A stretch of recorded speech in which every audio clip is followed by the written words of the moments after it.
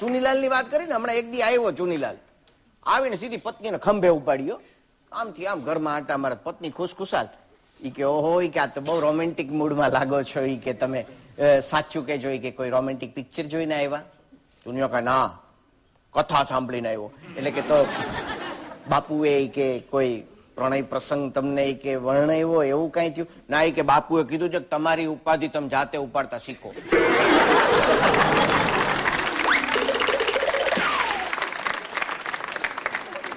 હમણાં ચુનીલાલ ને ઘેર હું ગયો હતો ને, બેઠો બરાબર, એની પત્ની પાણી લઈને આવીને હજી ઉભી રહી ને ત્યાં નાગ નીકળ્યો, ફાડ દઈને ડંખ માર્યો એની ઘરવાળીને. હું હાબો થઈ ગયો. મેં કીધું ચુનીલાલ તારી ઘરવાળીને નાગ કેળો, કીધું હોસ્પિટલ લઈ જાય. મને કે તું મારી સાથે વાત કરવા આવ્યો ને, વાત કર ને ભાઈ.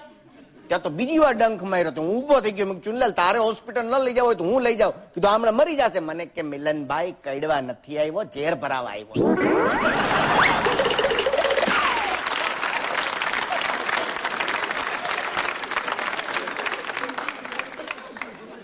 આમને આમ સંસાર હાલતો હોય. આપણે અહીંયા ઘણી વાર નાગ આવતા નથી, બાકી ઝેર તો એમને ભર્યું જ હોય. તમે અમુક જે દાંત કાઢે છે ને, એ બહુ મિનિંગફુલ કાઢે છે કે બોલી ન હકાય, આમ તો કરાય. હમણાં બે ભાઈબંધુ વાત કરતા હતા ઊંચી ઊંચી. આમાં શું છે, આપણે બહાર નીકળીએ ને, પુરુષોની એક ટેવ હોય છે ઊંચી ઊંચી કરવી. ઘરમાં કઈ હાલતું ન હોય તો બહાર નીકળ, હું ભૂકા કાઢી નાખું. આપડી આગળ નો હાલે કોઈનું. હમણાં 2 દી પેલા ની વાત કરવી કે જમાવટ ઝઘડો થયો, પણ તારી ભાભી ઘૂંટણીએ પડી ગઈ. એવું થયું? ઘૂંટણીએ પડી ગઈ હોય ને? હા, ઘૂંટણીએ પડી ગઈ. મેં કીધું પછી શું કીધું? એ કે પછી ખાલી એટલું કીધું કે હવે ખાટલા નીચેથી નીકળો નહીં મારું.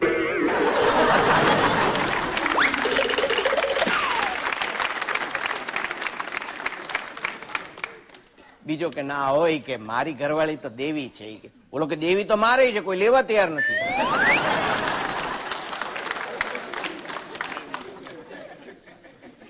સૌ પતિ પત્ની ના આ કહું છું ને, આ જ સંબંધ ઉપર તોય હાયલું જતું હોય જો ગાડું.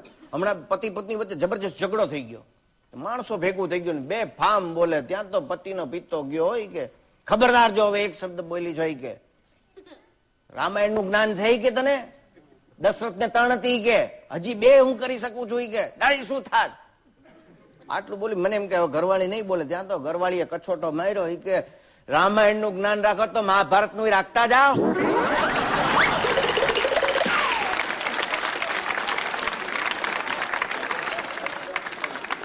દ્રૌપદી ને 5 હતા, હજી 3 કરી શકું. ત્યાં ઘરવાળો ગરમ જોઈ કે તને ગણિતે આવડતું નથી કે તો તમને ખબર છે નહીં કે અમુક ભાંડા ત્યારે ફૂટે.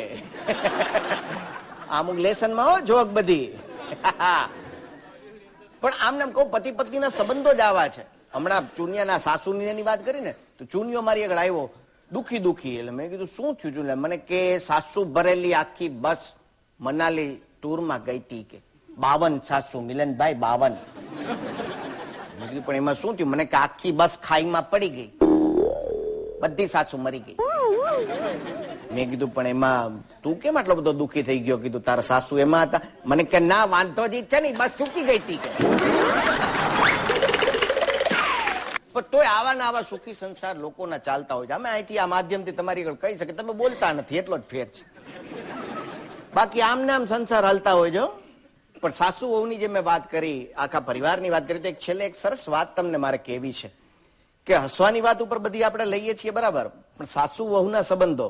હમણાં સાસુમાં એક છેલ્લો જોક કહીને પછી એક સારી વાત તમને કહું કે એક વહુ એટલી બધી સારી કે હું મારા ભાઈબંધને ઘેર ગયો ને, એની વહુ બિચારી શાંતિથી ઉભી હતી ને સાસુ બેફામ બોલ્યો, એ વેતા બળી છું, તારામાં મીઠું નથી ને મીઠાની તાણ છે. મેં કીધું આ તો વહુ કીધું બહુ સારી કહેવાય, કેટલું શાંતિથી સાંભળી લે છે કીધું. પણ કીધું હવે કોકનું ઘર આવી રીતે ખખડાવાય નહીં, ખરાબ લાગે. એટલે મેં કીધું પાછળથી જઈએ ને પાછળ બારી ખખડાવું. પાછળથી ગયું ને તો બારી ખોલી, ત્યારે હાળી ખબર પડી કે વહુ છે ને ઓલી એમ કે એ વેતા બળી છું. એટલે વહુ ખાલી આટલું કરે, એ મીઠાની તાણ છે આમ કરે. કરજો બહેનો અહીં બેઠા સાસુ સામે કરજો ક્યારેક, મજા આવશે. મેં કીધું આમાં સાસુનો વાંક નથી, વહુનો વાંક છે. પણ હકીકતમાં વહુ જો એટલું સમજી લે કે હું આ ઘરની દીકરી બનીને આવી છું, અને સાસુ જો એટલું સમજી લે કે આવનાર છે કોકની દીકરી છે, હવે મારે દીકરી તરીકે એને રાખવાની છે, તો આ સંબંધ અહીં પૂરા થઈ જાય. હે, મા દીકરીના સંબંધમાં ક્યારેય ખટરાગ ન હોય. બે શબ્દો કદાચ કહી દીધા હોય દીકરીને તો દીકરીને ખોટું ન લાગે. એવી જ રીતે દીકરીને પણ જો માં કંઈક કહે કે માને આગળ દીકરી કંઈક કહે તો એમાં ખટરાગ ન થાય. માત્ર આટલી જ સમજણ જો આપણે કેળવી લઈએ તો સંસારમાં ક્યાંય ઝઘડા જેવું છે જ નહીં, માત્ર હાસ્ય જ છે. અને અમદાવાદ દૂરદર્શન જેવું માધ્યમ છે ગમત ગુલાલ કે તમને લખલૂટ હાસ્ય આપે છે. તો છેલ્લે એક શેર સાથે હું આજનો કાર્યક્રમ પૂરો કરું कि जब तक बिके नहीं थे कोई मोल न था, जब तक बिके नहीं थे कोई मोल न था, आप लोगों के प्यार ने खरीद लिया, हम अनमोल हो गए.